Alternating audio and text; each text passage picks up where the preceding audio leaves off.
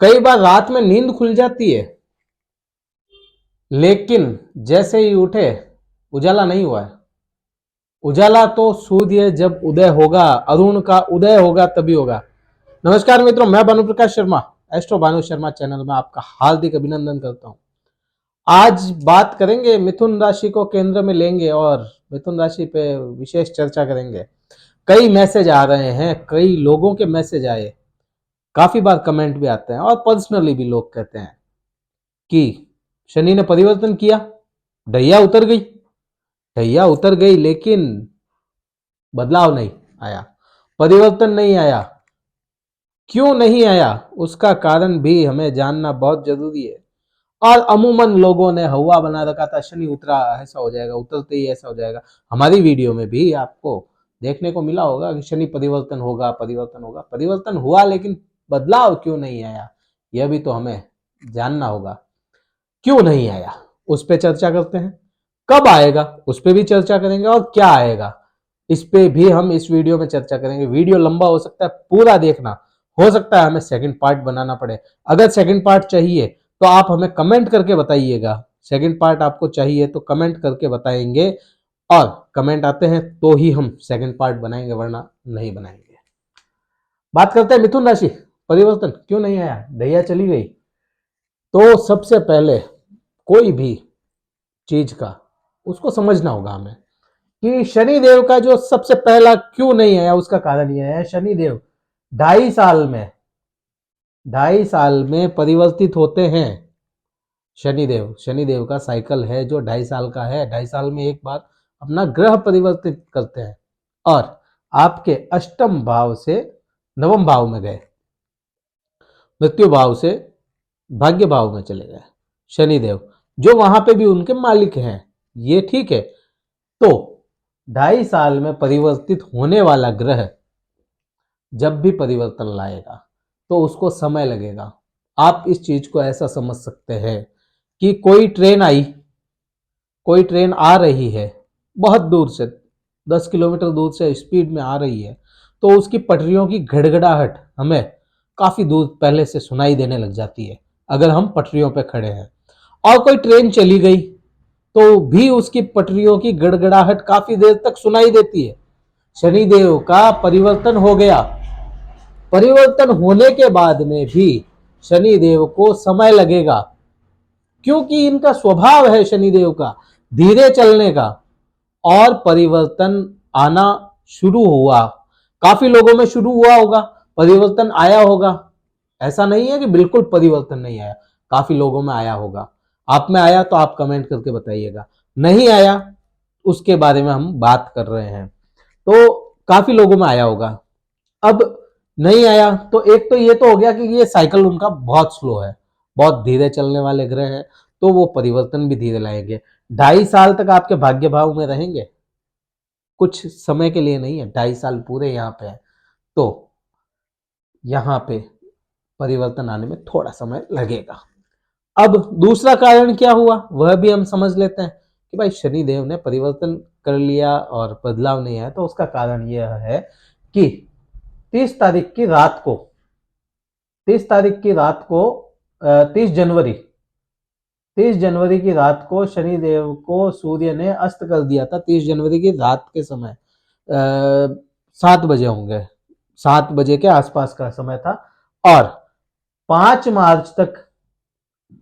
मार्च तक अस्त रहेंगे शनिदेव।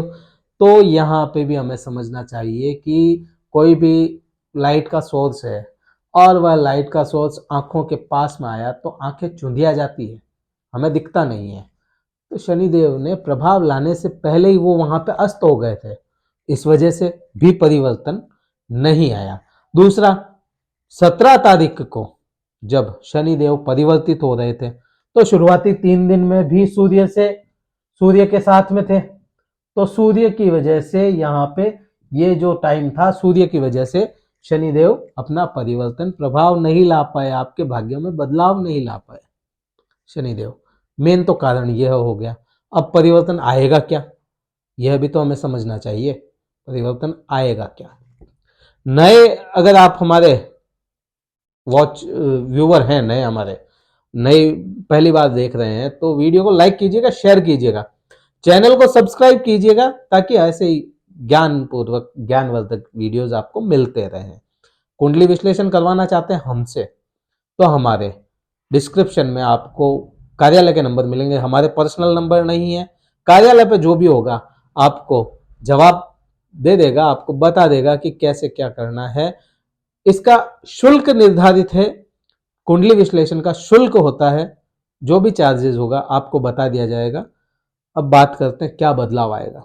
सबसे पहला बदलाव सबसे पहला जो भी यहाँ पे एक ऐड करना चाहूंगा, कुछ लोगों को इन 2.5 सालों में, पिछले शनि की ढैया में कुछ लोगों को ऐसी परिस्थितियां सामने आई होगी, ऐसी बीमारियां या ऐसी कोई प्रॉब्लम जिसको समझ ना पाए हों, ऐसी प्रॉब्लम्स आई होगी सामने, कुछ बीमारियां ऐसी, या उसको ऐसा कह सकते हैं पारालौकिक शक्तियों से परेशान हुआ हूं, उसमें सबसे पहला इफेक्ट उसमें आएगा। कोई परेशानी थी, मृत्यु तुल्य कष्ट था, तो उसमें आपके पहला परिवर्तन तो वो आएगा।